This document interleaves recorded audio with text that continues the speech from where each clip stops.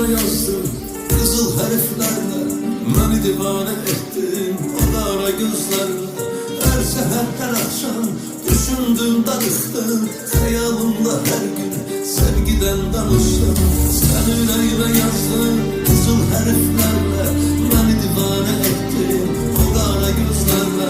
Her seher her akşam düşündüm darıktım, hayalımda her gün sevgiden danıştım.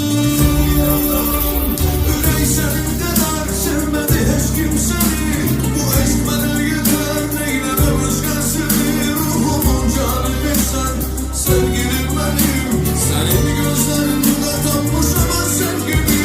Yürek senin kadar sevmedi hiç kimseni, bu eşk bana yeter neyleme özgürsünü.